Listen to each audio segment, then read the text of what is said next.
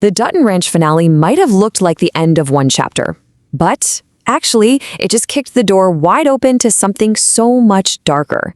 If you sat there thinking season 1 was just about, rival ranches, local politics, the usual family drama, well, they completely pulled the wool over your eyes. That finale, it ripped the curtain back. And what's lurking in the shadows completely flips the script for this entire universe.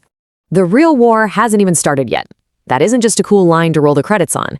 It is the absolute chilling truth for the whole series moving forward.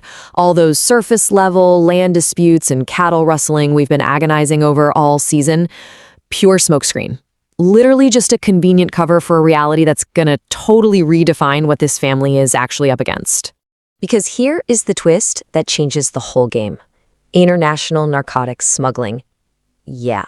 When Beth and Rip finally realize the ranch's cattle are being used as mules to run drugs across the border, the stakes go from 0 to 100 instantly. We're not talking about local business disputes anymore. You don't sit at a negotiating table with a cross-border criminal syndicate. You survive them. From that exact moment, every single choice became a literal matter of life and death. It was a flat-out declaration of war. Which brings us to, honestly, the most unsettling reaction to this entire reveal. When you back Beth Dutton into a corner, what do we expect? Fire, right? We expect pure emotion, instant revenge, just totally scorched earth retaliation.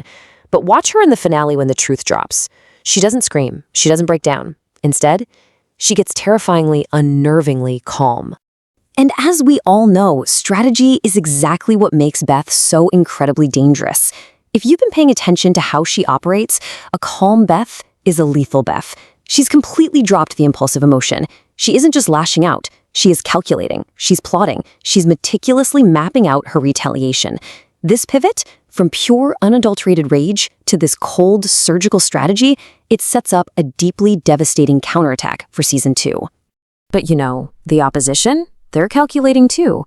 Step into Mariano's shoes for a second.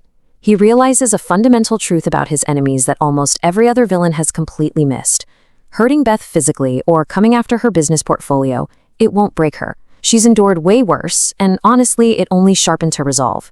He knows going after her directly is a complete waste of time.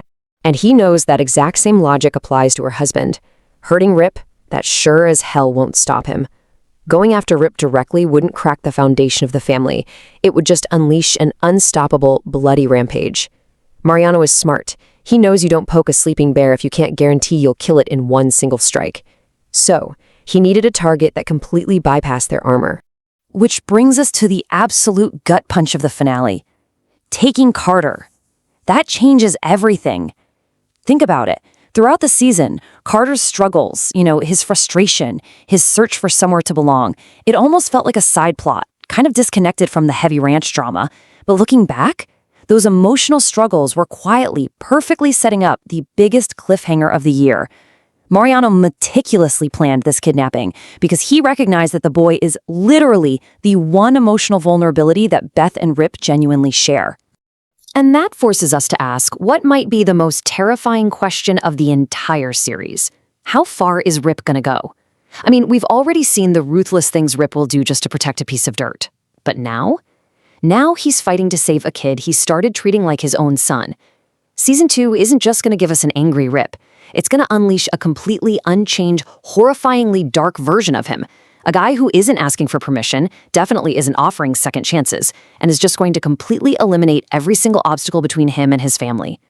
Now let's pivot back to the man pulling the strings here. Understanding Mariano's mindset is absolutely crucial to grasping the real threat level we're dealing with. It comes down to simple greed versus righteous betrayal. See, Mariano isn't just another suit chasing a massive payday. If he was just after the money, well, he could be bought off, he could be manipulated. But his thirst for what he genuinely believes is absolute justice, that makes him infinitely more dangerous. Let's break down exactly what's fueling that fire. Mariano sacrificed absolutely everything for this ranch years ago. And what did he get for his loyalty? Exile. He lost his family, his livelihood, his entire future. He hasn't come back to steal a piece of the pie. He is here for total destruction. He wants to burn down every single thing the Duttons believe they still control. And a man driven by that kind of profound, bone-deep betrayal, he's got absolutely nothing left to lose. But in the sheer chaos and heartbreak of Carter getting taken, I think most viewers completely miss the hidden elements that are actually going to decide this war. We need to talk about the secret keepers lurking in the background, the wild card witnesses. Because there are hidden threats the finale quietly positioned right in plain sight. Take Bueller, for instance. Watch her quiet defeat. When the truth started collapsing around her, she didn't look angry. She looked crushed, like the weight of this impossible, years-long burden finally broke her. If her sheer exhaustion actually leads to a defection, the entire balance of power shifts overnight. But then, the Duttons have to ask themselves, is trusting someone embedded that deeply with Mariano a massive risk they can actually afford to take right now? And then there's Oriana.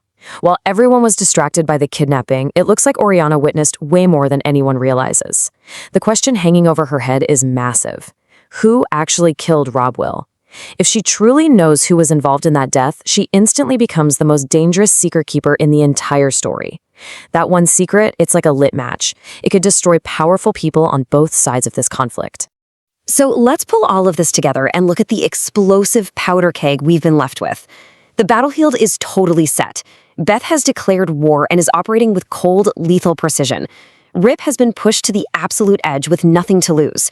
Mariano is driven by an unquenchable, deeply personal thirst for revenge. And right in the middle of this massive collision course, Carter's life is hanging by a thread. The oncoming violence isn't just a possibility anymore. It is absolutely inevitable. We are way past the point of no return here. Season 1, that was just introducing us to the players and the board. Season 2 is the eruption. So as we all wait for the next chapter of this sprawling, incredibly dark story, I'm just going to leave you with this one haunting question. When the smoke clears, who will actually still be standing when this war finally ends?